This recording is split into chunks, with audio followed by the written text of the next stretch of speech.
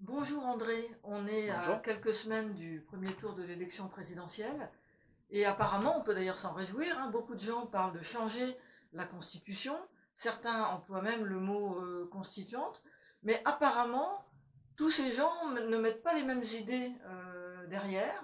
Est-ce que tu pourrais clarifier pour nous les tenants et les aboutissants de ces différentes propositions?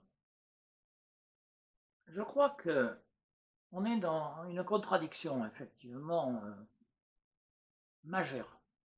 Mais en même temps, peut-être qu'on doit passer dans les contradictions pour arriver à un bon résultat. La contradiction majeure, c'est que plus il est admis que nous sommes dans une crise de régime, qu'il y a un problème institutionnel, que la démocratie est en cause, plus il y a une confusion sur la manière de rétablir la démocratie. Alors, il y en a, à mon sens, c'est le plus simple à analyser, pas le plus simple à résoudre. Le plus simple à analyser, c'est que certains veulent considérer qu'une constituante, c'est quelque chose qu'ils dirigent. Il y a un certain nombre d'experts qui veulent ce qu'ils appellent des conventions citoyennes, les conventions citoyennes étant des citoyens tirés au sort, animés par les experts, c'est-à-dire par eux-mêmes, et qui donne plus ou moins le résultat qu'ils souhaitaient a priori. Bon, avec des nuances vraisemblablement, mais en gros, on ne peut pas accepter une telle solution qui, soit dit en passant, si j'ai bien entendu certaines déclarations, est tout à fait ce que souhaite Macron. On ne peut pas accepter que l'idée de rétablir la démocratie passe par la disparition du suffrage universel. Même s'il y a, ce qui est la moindre des choses, un référendum après pour avaliser le tout. Mais le processus lui-même est antidémocratique. La deuxième chose, c'est que certains parlent de constituante, mais avec l'idée d'avoir un projet clé en main qui est le leur.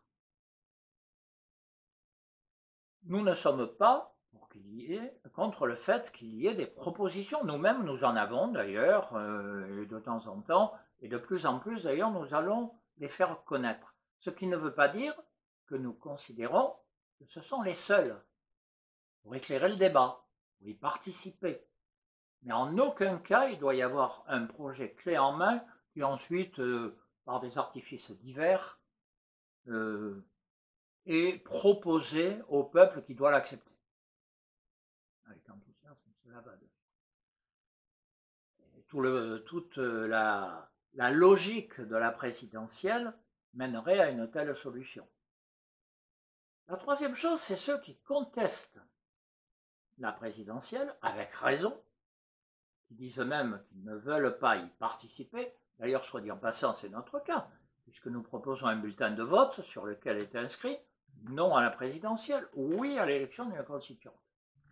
Donc, mais quand on conteste la présidentielle, est-ce que cela veut dire, et si c'est le cas, il faut le dire, qu'on est pour une constituante à la place de la présidentielle? Lorsque certains appellent à ne pas participer, à boycotter ou je ne sais trop quoi, est-ce que c'est à cause des candidats ou à cause du système? Il faut le dire. Si c'est à cause du système et qu'on veut une constituante, il faut le dire. Et si c'est on conteste la présidentielle pour participer ensuite aux législatives qui ne sont que la conséquence, dans le système actuel, de la présidentielle, est-ce que ça veut dire qu'on considère que les législatives donnent une assemblée constituante? Alors que cette assemblée ne sera jamais que celle qui participera au jeu du pouvoir avec le président élu. Si ce n'est pas cela, il faut le dire. Il faut le dire, ça veut dire qu'on veut une constituante élue par l'ensemble des citoyens au plus près de leurs activités. Pour nous, c'est émanant des communes et des quartiers, de manière à ce que les citoyens se retrouvent dans leur milieu social. Voilà.